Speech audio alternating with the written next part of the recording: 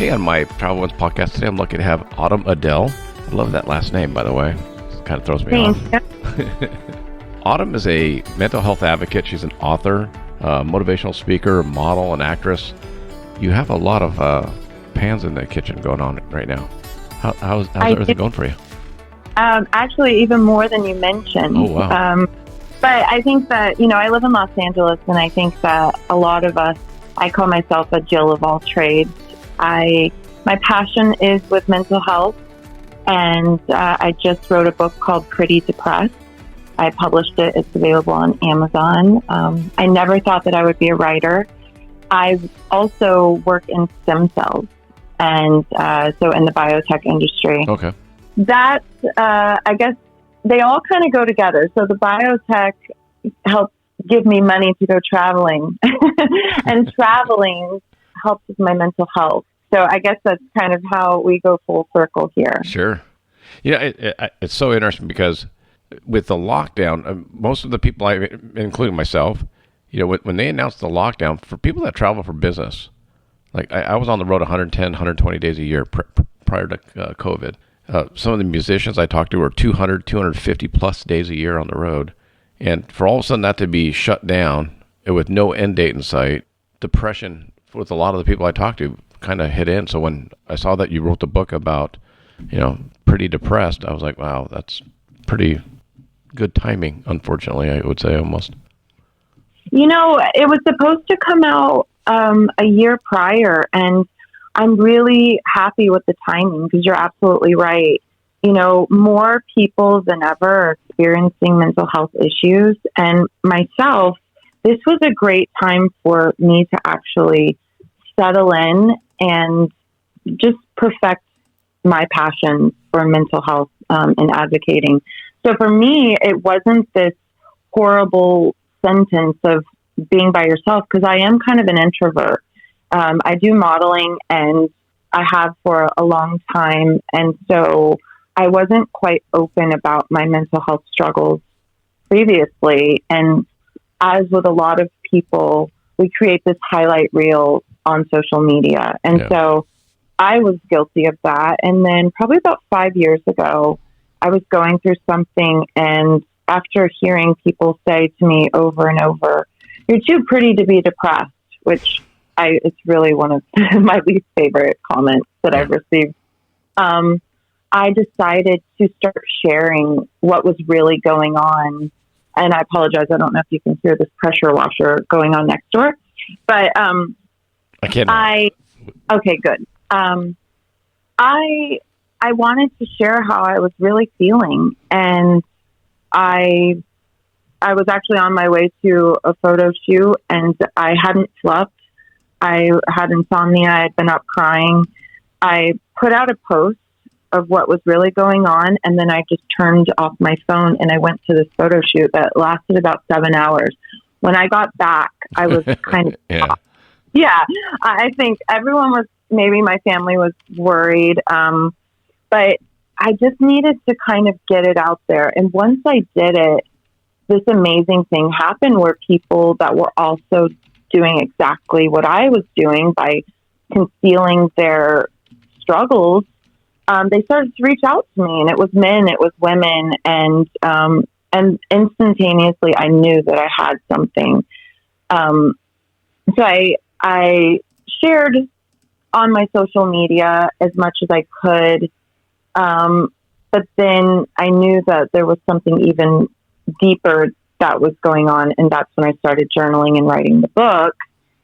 And so that's where we are now. And my book is a different kind of mental health book.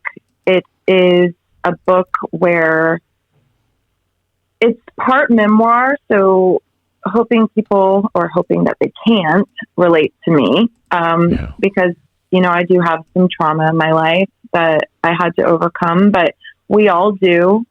But then I also took it even further, and I tried to make sure that, we don't victimize ourselves, but at the end, there is a mental health roadmap. And I have yet to see a mental health book that, it's entertaining. I joke and I say it's like a Sex and the City meets Eat, Pray, Love. And there's, it's for people that really don't like to read, or maybe they don't have the stamina to, Sure. especially going through mental health issues. It's sometimes difficult just to brush your teeth. So getting through a book can be quite difficult. So it's written for people that don't like to read. I personally don't like to read that much. And so to now be an author, it's pretty incredible. Yeah. I had disability when I was little. And so it's just amazing even the story is great to show people that whatever you're interested in, it's never too late. I never thought that I would be where I am today. And so it has a happy ending, I like to say. It's not a fairy tale ending. It is a realistic ending where you go from pretty depressed to being pretty happy. I was going to say, I don't know that there's a fairy tale ending in that sense, because it's ongoing, right? Yeah. I mean, yeah. I think that a fairy tale ending, we end up imposing that on ourselves. Mm-hmm. And that was part of my struggle, is that I had this idea of what my life was going to look like and what it was going to look like with a specific person. And so a lot of my mental health struggles was coming from a toxic relationship that I was determined to stay in. And I believe in the power of love. And so for me, I wasn't willing to give up on it. And this is terrible, but it's great, but every time I have a breakup, yeah. I run off to Paris. And that's where my best friend lives. And so I'll always, my mom gets mad. She's like, every time you have a breakup, you just run off to Paris. Well, I had broken up. My ex and I had broken up, and I booked a flight to Paris. Well, little did I know that this pandemic was coming my way, and my plans were canceled. So he and I actually reunited during COVID. And so I blame COVID for an extra lessons in my life. I am still waiting to go to Paris. And I was supposed to go last April. So I'm 12 months overdue.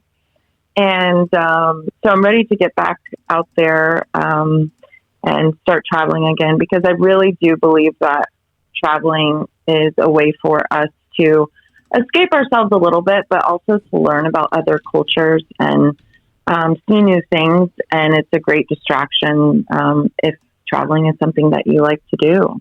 So my wife and I had our first trip planned to Japan for last April. And, oh, really? We were in the same boat. We're like, I guess we're not going to Japan this year. Have you thought about rescheduling? Yeah, we're just waiting. I mean, the country of Japan is still closed down. So yeah. So you're just, do you have any plans to travel now that things are starting to open up? We're looking at it. I mean, it's going to be interesting just to find out, how strict it is and, what's open. I mean, can we get there and then you find out that things still aren't open? So why go? Exactly.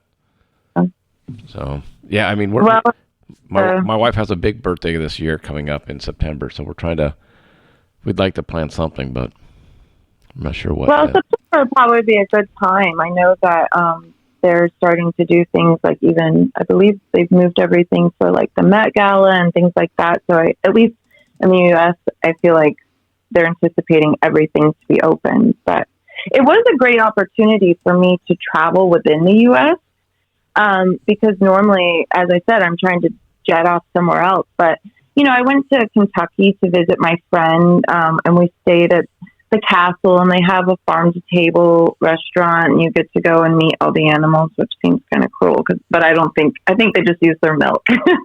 So I'm mostly a vegetarian. So I did try to inquire about that. I'm like, so you don't eat these animals, right? Hopefully, kind of, sort of. So I went to Kentucky. I went to Aspen during the holidays. My family lives in Florida, so I did get to go to Florida. And Florida, as we know, they've been pretty since the beginning. So I did do some, travel. I went to Hawaii as soon as they opened. I was going to say, how was that? Because that's part of my territory. Part of my day job is going to Hawaii. Oh, well, then I have a list of things for you to do. It was my first time going to Hawaii. I went to Oahu, and, a lot of things that I started following this ocean conservation, it was probably about 3 years ago. I started following this group of people, and I did whale shark diving, I think about 4 years ago off the coast of Mexico. And prior to that, I had developed a fear of the ocean, which up until I was about 20, I loved swimming in the ocean, snorkeling, just going out as far as I could. And then I don't know if it was just my mother in my head constantly telling me, you're going to get eaten by a shark, you're going to drown with the riptides or whatever it was. Yeah. But I just developed this fear of the ocean. And it was so sad because I love the ocean. So about a decade later, I started to kind of get myself, back on the idea that I would start going in the water again. But every time I was in it, I would, get the heebie-jeebies kind of, and I'd be like, oh my God, I have to get out of here. So like I said, I guess it had to have been maybe 4 years ago that I had gone to Thailand, and I did some snorkeling there. And I was, the boat goes away from you, and then they tell you to just start, tapping on your helmet or whatever. So they'll come get you. Okay. And so I'm freaking out, and I'm just tapping, come back, come get me. So that was my first experience back in the water. Well, then when I did the whale shark dive, I was hooked again. So I started following these people, specifically this person named Ocean Ramsey. She goes around swimming with great whites. She's this little petite blonde. I look at her as the superhero of the ocean. Yeah. Well, I ended up getting an invite from another friend who does underwater photography to come out to Hawaii when it was opening and to do a dive with them. And so I thought to myself, okay, what is scarier than swimming with sharks other than my heart being broken? I was like, all right, I'm going to go dive with sharks. Maybe this will kind of change my thought process to do something to challenge myself. So I went to hear this one. I know, because everyone's like, oh, you mean in a cage? No cage. Free diving. I get out on this boat. I had a shot of Jack Daniels, and I think this was 7:00 in the morning. It doesn't matter. I was like, I need this liquid courage. I didn't know what else to do. I'm not even sure if they knew that I took that shot of Jack Daniels. It's just I took a shot of Jack Daniels before I learned how to snowboard, and so apparently this is my thing. That's the thing. I gotcha. So I go out on this boat with them, and she's going through all of the rules and regulations and sort of the etiquette of interacting with sharks. So she tells me that you never want to swim away from a shark. You always want to make sure to keep your eyes, looking, like they say, looking. You're trying to make eye contact with the sharks because you want them to perceive you as a predator. You also cannot use your arms. You can't use your hands. So no flailing around. So here I am. I'm like, okay, great. I'm going to get in the water. I'm not a great, I have these long giant fins on. I'm not an experienced snorkeler. I mean, I'm okay, but just mostly in the Caribbean now. I just go and look at turtles or fish. And so I'm out there and we show up. I'm not kidding you. I'll have to post the video again just in case people want to see it. There are 25 sharks on top of the water flailing around, and we're not baiting or anything. They're just naturally just popping at the water. So she just goes she gets in the water and they just kind of, lower themselves. And so what I learned is, for some reason, the hierarchy, they kind of respect that. So the larger sharks are going to be on the top, and then as they go down, they'll get smaller. Okay. So apparently there was a tiger shark kind of around us. Then there were 2 Galapagos that are pretty big. And then there were 20 plus, I forget what they said that they were. They're not super dangerous, but they're not, like, I was like, oh, like they were like nurse sharks. But I think they have sort of that temperament, but they can bite you. And so they said, if they start to come too close, you're going to want to use your fin to kind of push them back and create distance. So I'm like, you getting all this? Like, okay, yeah, you're exactly. water. So they have these weighted belts on. I have the most incredible photos from this experience, but I still, when people try to ask me about it, I can't really describe it. I think it was an outer body experience. They were dragging me down maybe 20 feet, and then they would let go. So I would just instinctively keep my hands next to my sides and just use my breath to like send me up to the top. And I'd be looking at each shark as I was going up. And so I mean, we probably did it. It felt like, 8 to 10 times. But each time I would come up, I'm trying to get my breath. I'm trying to get my goggles off. I'm trying to use my feet to tread water. But then you're thinking, great, I'm not supposed to be flailing, looking in the water. It was a crazy, crazy experience. I would prefer do it again with whale sharks because they keep plankton. Yeah. Because there was this one situation where it's probably like 5 feet away from me, and I had a whole team there, and I felt very safe with them. But I mean, there's only so much they can do if the shark decides that it wants to kind of nibble on me or whatever it wants to do. So I'm looking, and the shark seems very interested in me. And I have a photograph of it. It's I mean, you can tell that we are looking at each other. And now I wanted to swim away. I started to turn my body, and I remembered what she said. She's like, square your shoulders to it, look it right in the face, and use your fins to create the distance. And that's what I did. But then right after that, I was done. I was like, okay, I'm done. I'm ready to get out. So it was an amazing experience. I would tell someone that they should definitely do it, especially if you are struggling with something in your life that is terrifying you or limiting you from maybe really living your life. To do something that terrifies you, whether it's jumping out of a plane, which that's maybe next on my list, or just doing something that is going to take you out of your comfort zone to show you how strong you are, to show you that, and even just to be under the water with them. It's so beautiful. I mean, there's nothing like being under the water, and it's a whole new world. I mean, and I could start singing Ariel in a minute. I'm like, this stuff, isn't it neat? So, exactly. Yeah, it's, I mean, I really found that I have a amazing connection with the underwater world. And so more of that to come. I think warmer water, because, Hawaii is, the water's kind of cold, and it's a little, being in the Pacific, it's not as nice as being somewhere Mexico. Like, yeah.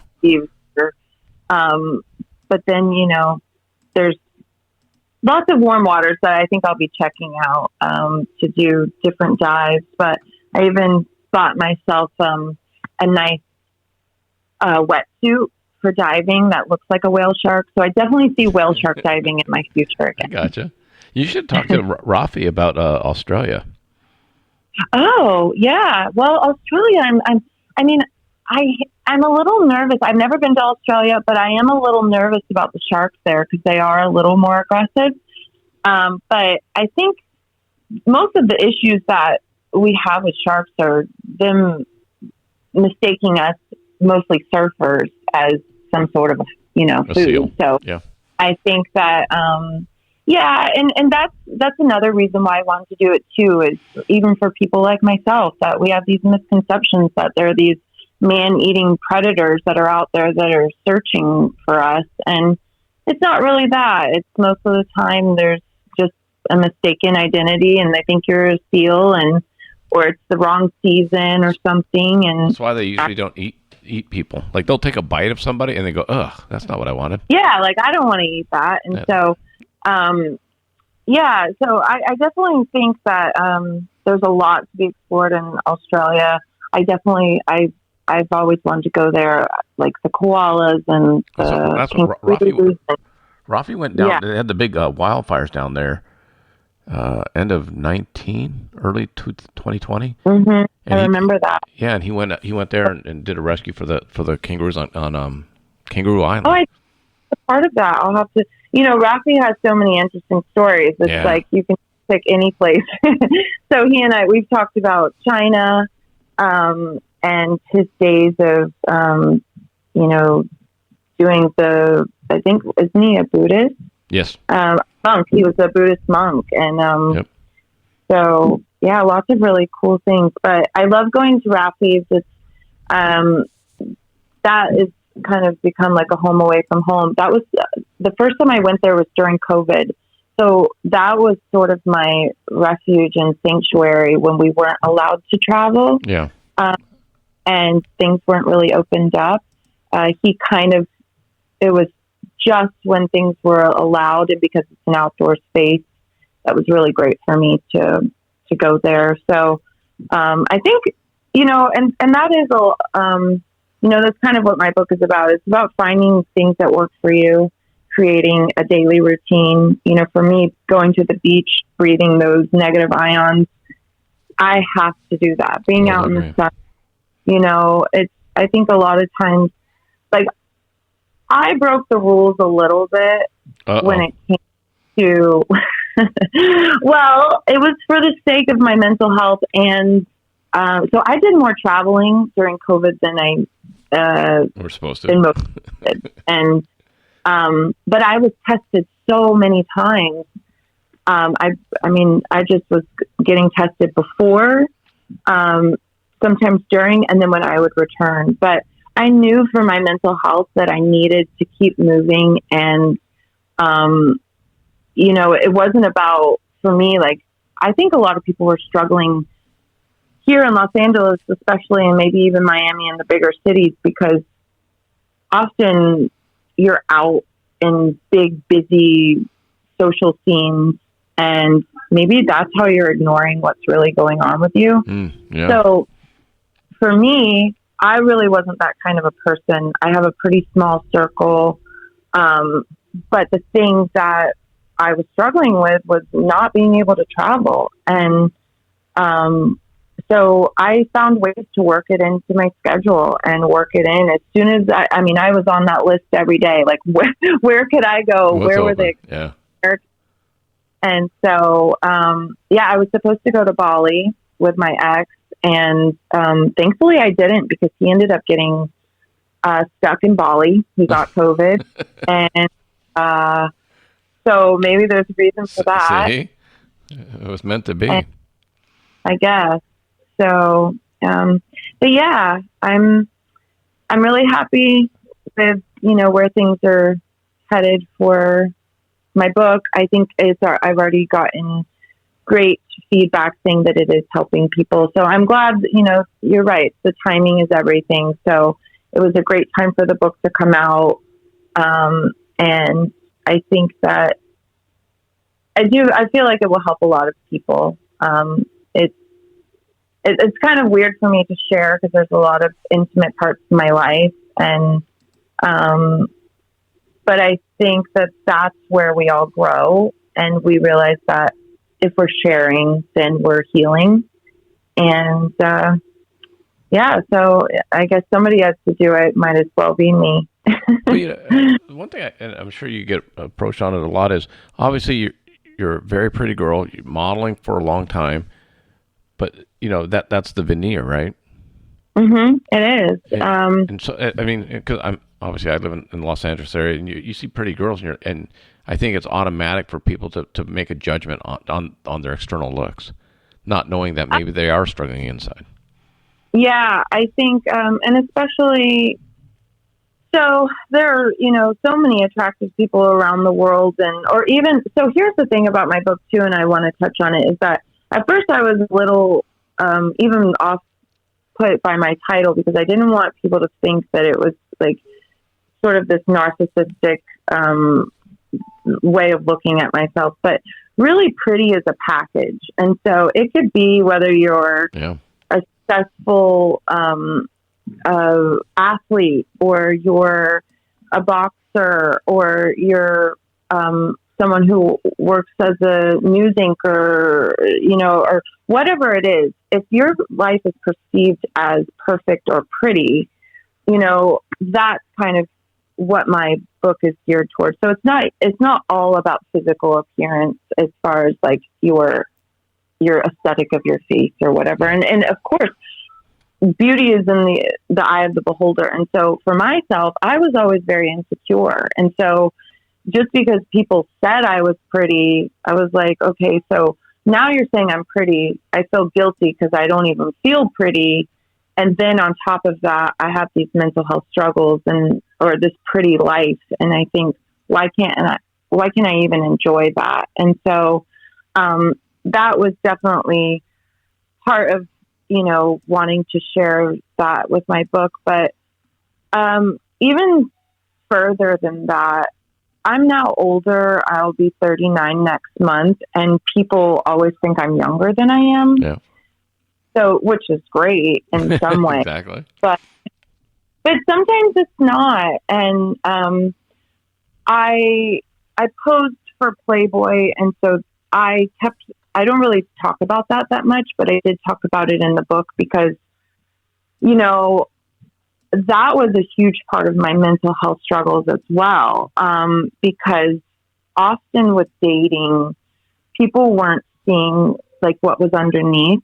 And I'm not talking about even just the mental health struggles. I'm talking about just who I am as a person. Sure. And so people were perceiving me as maybe being easy, or maybe being a conquest, someone that wasn't smart or had depth.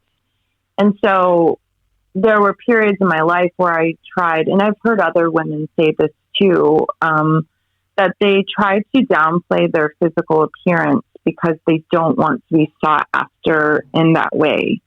I had, almost every single relationship that I had, they found out that I was in Playboy, and that sort of, drew them toward me more.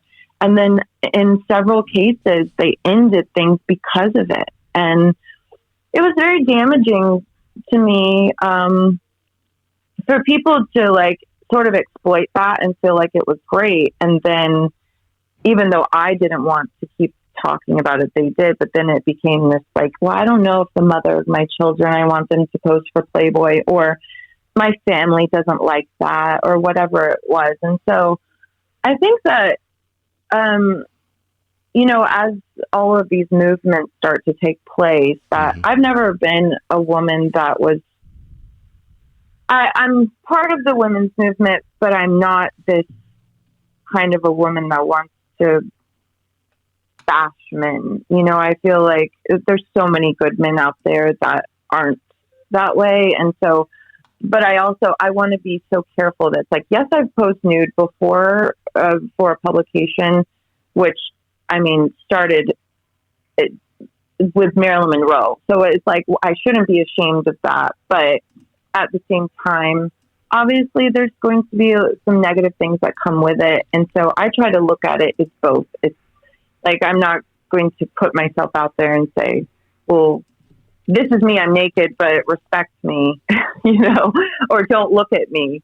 But it's more of just like, if you appreciate the beauty of nudity, don't condemn it on the other side, because it's really hard and like shameful when people do that. And so I think by sharing that experience, like, it's interesting. I have a lot of guys that want to read my book, and then I'm like, ooh, I'm like, they're going to read all things about like but there's experiences that happen to me. And so I'm hoping that by sharing it, that, you know, the men that read it get a different side and try to understand, like, where women like myself, how we might feel about certain things that they've done or said. And it's just all like I said, sharing is just a way to educate, to heal. And everything in my book, it's truthful. And I'm proud of what I said. And I don't think that I did it in a way I hope that everyone can just be like, oh, okay, like that was hard to read, but look at where she took that, or look at what, you know, how that changed her life. Or, you know, I didn't want to victimize myself with these things. I've had a lot of those Me Too the Me Too moments, but I didn't act on certain things because I didn't feel that it was an attack on men that needed to happen. It was sharing what happened to me and making sure that I have protected some of the people in my life that have done things, and I state why.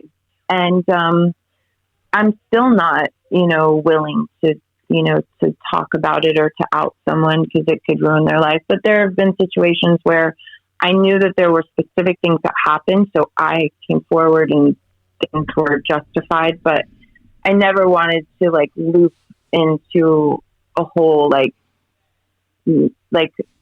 I don't know. I feel like sometimes we take things too far when we try to go and blanket things. And so for me, I just made it about a personal experience instead of saying this is what happens, what men do to women like me, or right. If that makes sense. Yeah. Because it's specific to you. And the person that did it. Exactly. And so I think that, you know, that's been my approach with all of these movements that are going on, is just to, like, you know, share your experience, but let's not try to, you know, isolate or blanket one specific thing. So my book, it's a roller coaster. It's kind of like my life. There's highs, there's really, really highs, and then there's some lows that I think, you know, it can be difficult to read, but I think that's why I think it's going to, I'm sorry to interrupt, but I think that's why it's going to attract so many people, because there are a lot of pretend perfect lives out there, and they're crushed on the inside. Yeah.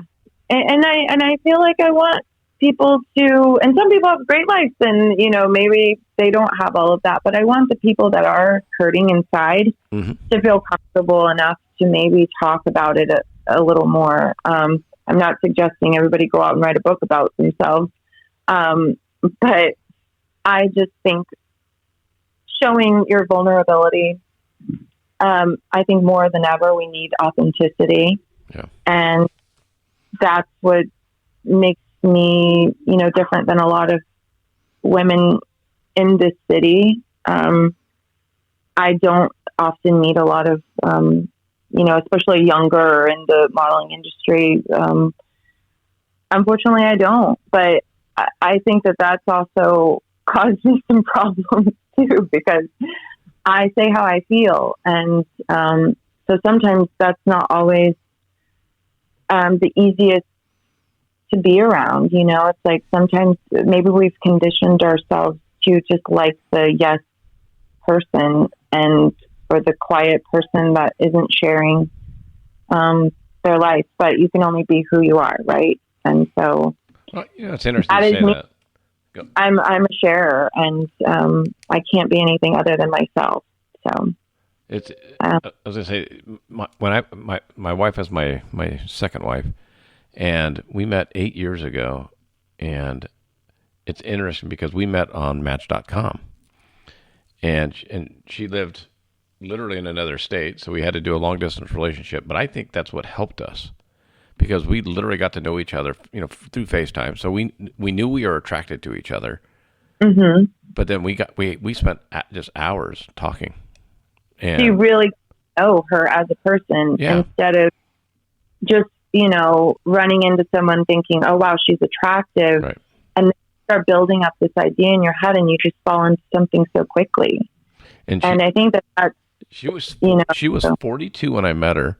Never married, Mm-hmm. no kids, never been engaged, and she had friends tell her, maybe you should soften the way you are, Mm. to attract, because she Yeah, said I have that similar all to. the time. But I'm listening attentively. Well, Into a dating.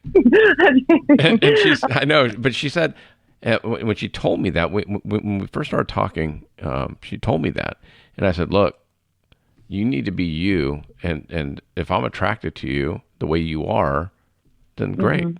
but don't Yeah. don't be something else to lure them in, and then reveal the real self to you to the person later. Or kill yourself inside to keep Yeah. trying to dull yourself down. I mean, I think so. I'm so glad that you said that and shared that because, it is hard. I'm turning 39. I am single. I've never been engaged. I've never been married. I've had several serious relationships. And when people meet me, they really are just like, oh, like, they gravitate, but then I can't figure out if, I'm starting to date again now. And I just wonder like, oh, am I too much? Like, am I, whatever it is. And then I have to check myself and say, Autumn, you are who you are and people gravitate towards you. And maybe they're just not enough or they are intimidated by you or, whatever the reason is, that's why they're not your person. And so I think that I'm in a great position after writing the book, learning so much about myself. I feel like I am shedding off things that weren't meant for me, but I kept holding on to, and that I'm finding my way. And I think that that gives me hope that your wife just stayed true to who she was and she found you. And so that makes me really happy to know. And I will, use that as inspiration for myself to just keep being me and know that I'm going to, eventually meet the right person for me. And I'm what you said earlier was timing. I think, well, you should come roller skating with us. We'll take you. I know. I was like, you guys sound like such a fun couple. You roller skate together after she does her work and stuff. I'm like, that's the kind of relationship I want. I want a best friend. I want, to build each other up. I want just somebody that really just, they get all of me. I am a complicated person, but I love who I am. I do. And I want someone that makes me feel like I can shine and not makes me feel like I need to hide different parts of me. And so this is me. And she literally, you should talk to her. She literally felt the same way. Turning 40 was a big deal for her. And she turns 50 this year. And so when she turned 40, not married, no prospects, she dated some guys and all that, but just didn't work out. And I said, it's all timing. They were just waiting for me to get divorced. It is. I mean, it's all timing. It really is. And I don't know what her story was prior, but I certainly will be a much better partner for someone now than I would have been, a few years ago. And I think that's why it was so hard for me to let go of my ex, because he and I bonded over the same kind of traumas in our past childhood. So I began to heal mine. Or not began. I had already started the process years and years before, but I really started doing the work.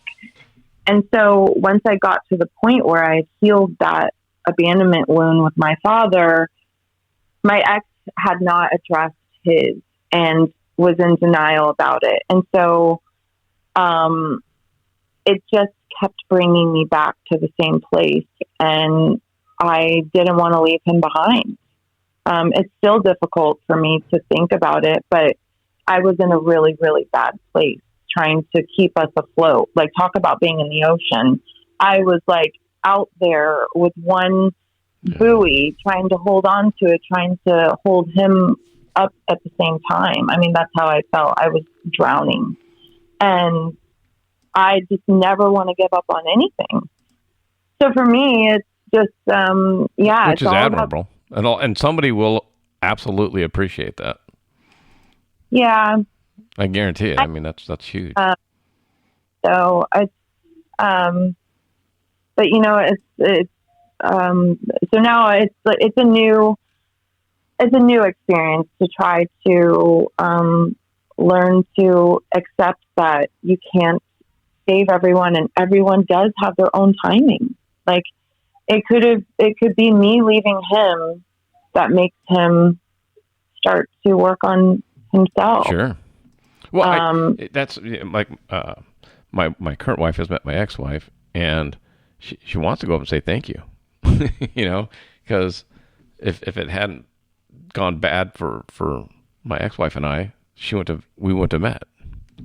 Yeah. So well, I hope your ex-wife has found happiness as well. She has. I mean, she's with the same guy that she cheated on me with, so they've been together for 10 years now.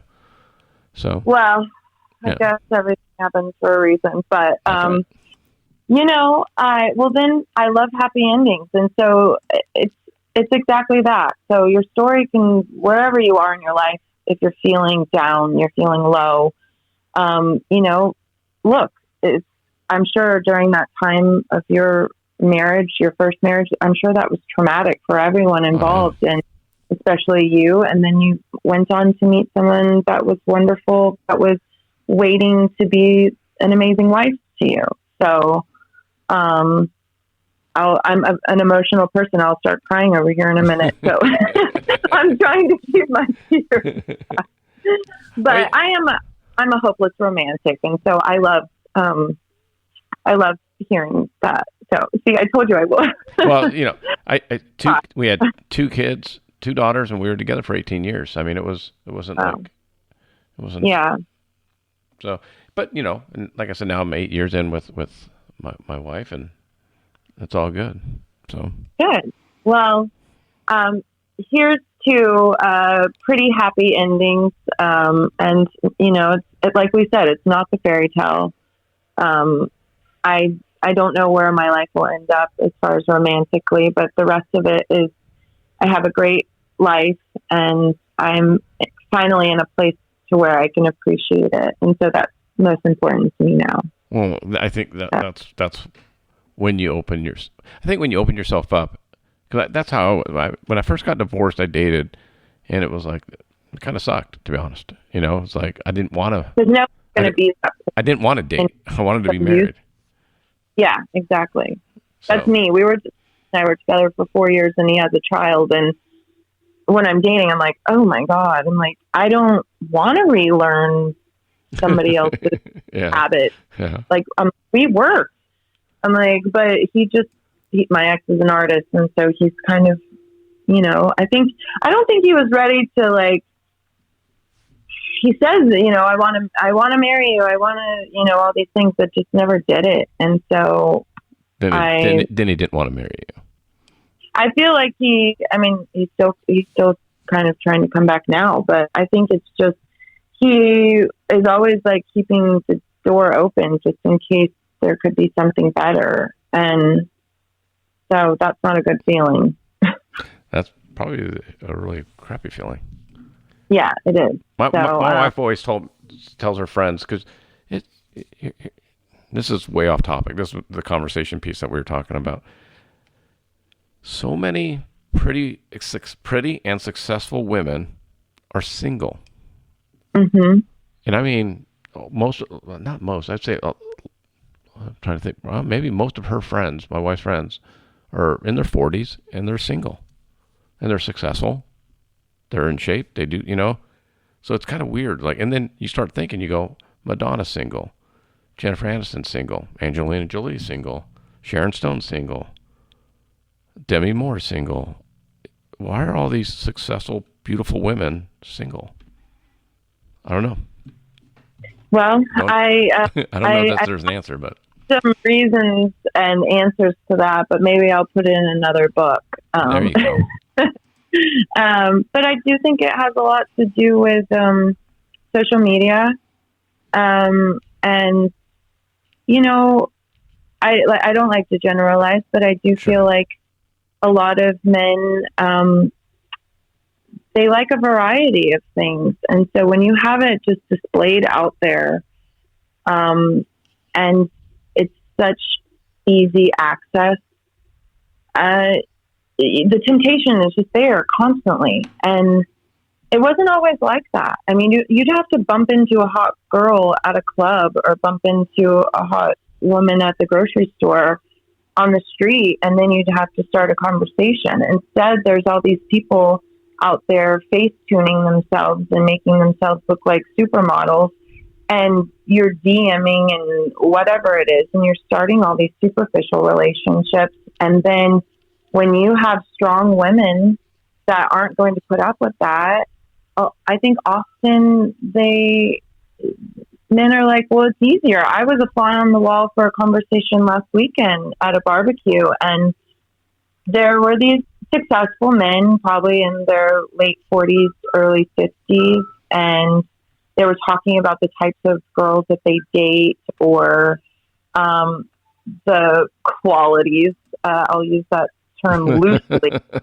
Gotcha. And and I kind of joked, and I said, one guy was talking about how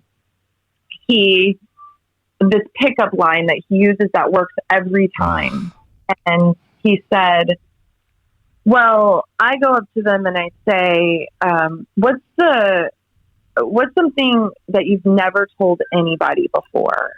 And then the second question is, what's the naughtiest thing you've ever done? And the third question is, and what would you like to do? And I said, well, that would never work for a girl like me. Yeah. And he's like, well, for everybody else. I'm like, well, here's the thing. I was like, why would I tell you something? Like, if a guy comes up to me and says that, I know he just wants to have sex with me. Like, it's just obvious. Like, for me, I'm not going to, like, any guy that says naughty, it's just right off the bat, I feel like, okay, you're just trying to, like, get in my pants. But I said, look, you're not going to find quality girls like that. And they all chuckled and said, well, we're not looking for quality. It's more about quantity. And they're like, you know what my pickup line is? My passport. And then one's like jet fuel and blah, blah, blah. So they're looking for the easy way. A lot of successful men that I have met, they just get escorts. And I'll tell you, they are plentiful around Los Angeles. And I have friends that I didn't even know were escorts, and I saw that they had regular jobs doing things. And so, earlier we talked about your appearance, or say my appearance, that might allude to a certain type of, like, stereotype.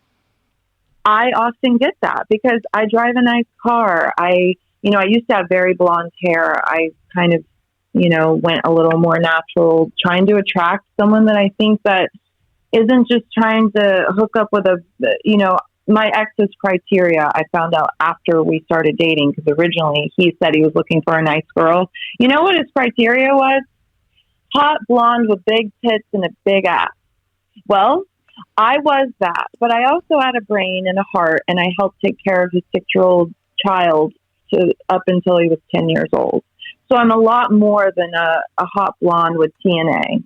And so it's like, I am pretty scared about if I'm going to meet someone. Am I going to fall into that category when everyone's like, God, Autumn is just like, she's a package, but she's single, and I might.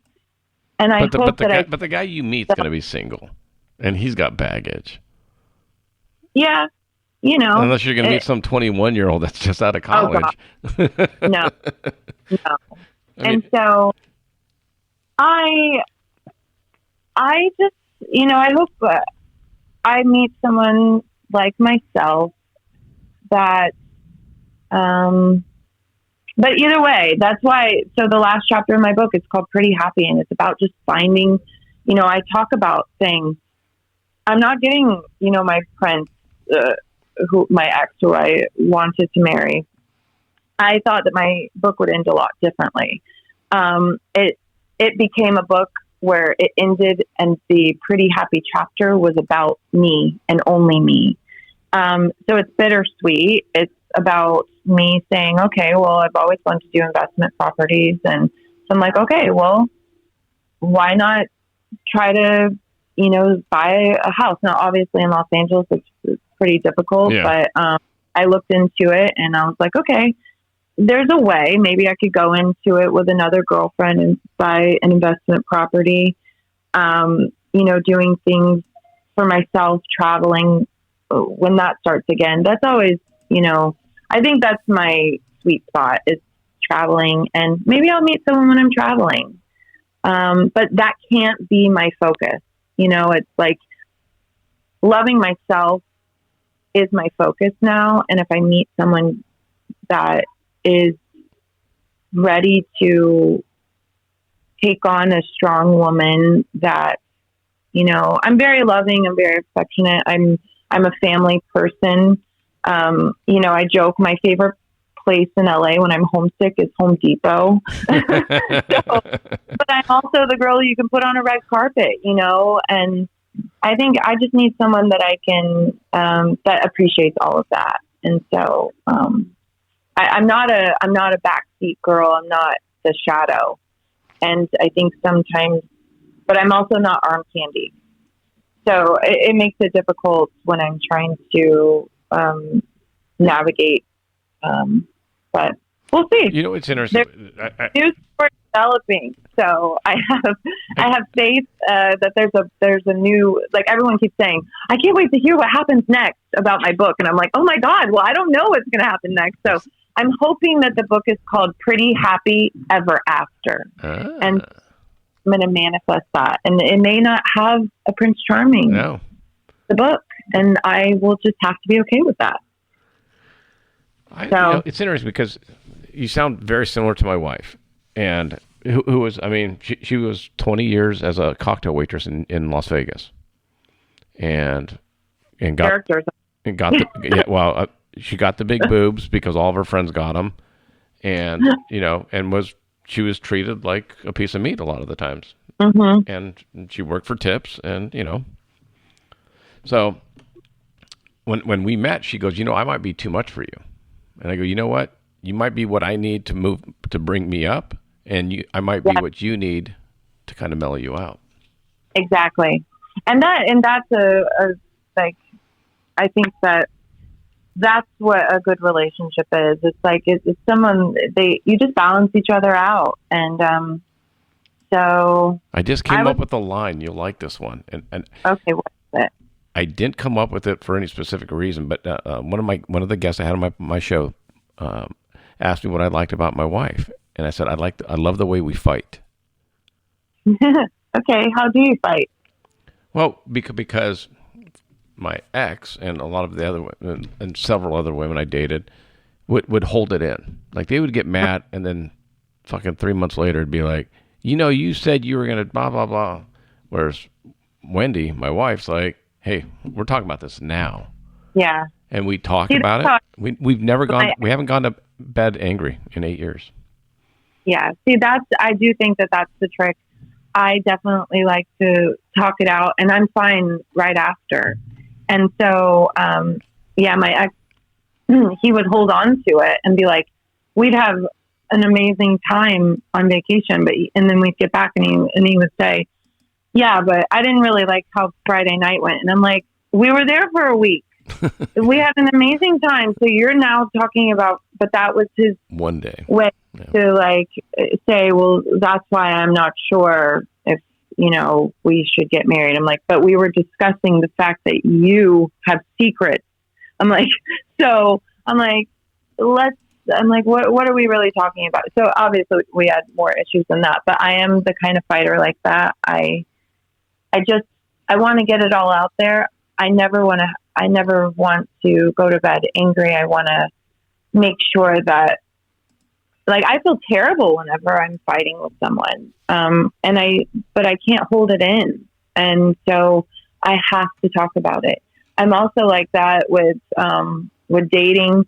I'm like, do you like me or do you not? Like, I don't play cat and mouse. Like, if you don't show me interest, I'm going away. If you seem like you're playing games, I'm going to go, because I certainly don't want to get trapped in an avoidant attachment kind of relationship. I did a lot of research on what relationships, and what your attachment styles have to do. And so if you're a person that every 3 months, 4 months, you need to push away from the person that you're with, you're an avoidant, and there's a reason for that. And then you usually attract anxious people, which then as soon as you try to push away from that person, they're going to latch on to you like crazy. And so that was mine and my ex. And even after I healed that wound, that's what I was referring to. He would still push me away. And then I would just be clinging to him like, why? I don't understand. And then as soon as I would start to get myself together a month or two later, he would come back. And I mean, it's such a volatile way to live. Yeah. So, and it doesn't open you up to what's next in your life. No, there is no what's next. But I mean, maybe he liked the drama. He loved that I would fight over him. So, but yeah, so I've removed myself from that, and we'll see what life has to bring. But I really enjoyed talking to you, and I think I look forward to, hopefully meeting you and your wife. Maybe I'll bring my rollerblades down to the beach. Yeah. And the pads. And but thank goodness for Shakira, because she came out with this song, and she was doing, it's You Want a Girl Like Me, or Looking for a Girl Like Me or something. And she is skateboarding, and she has like head to toe padding on. And sure. I thought, oh God, she made it look cool. I'm going to totally steal her look. Maybe just in pink or all white or something. She did it in red. So thank you, Shakira. There are options for you. I can tell you that. A human bubble. My wife has the leopard pads. I just went for the all black because I didn't care. I didn't need to look fashionable. Well, you guys sound like a lot of fun, and I'm really happy that you found each other. And let's. Before we hang up, what's the best way for my listeners to get a hold of you or find out what you have going on? How do you want them to find you? Awesome. So I have 2 Instagram accounts and a Facebook, but I'm never on Facebook. So please, you can go on there, but I'm telling you, you'll have better luck trying to contact my mother on there. So it's Autumn, like the season, Adele, with an S, Autumn Adele on Instagram. And then there's Pretty Depressed Official. And then if you want to check out my book, it is Pretty Depressed, and it's on Amazon. There's an ebook, and there is a paperback book. So reach out to me at Autumn Adele and Pretty Depressed Official. And I hope that you, I hope that I connect with you, and that you have a great weekend. Definitely, I definitely want to get by Rafi's Lounge. I haven't yet, so. Yeah, you definitely should. They have a lot of great things. I think usually on Saturdays they do a salsa class there. So they're starting to do a lot of fun stuff. There's yoga. There's well, they're doing the movies too, the movie nights. Yeah, they do movie night. Yeah. They do spin class, all kinds of things.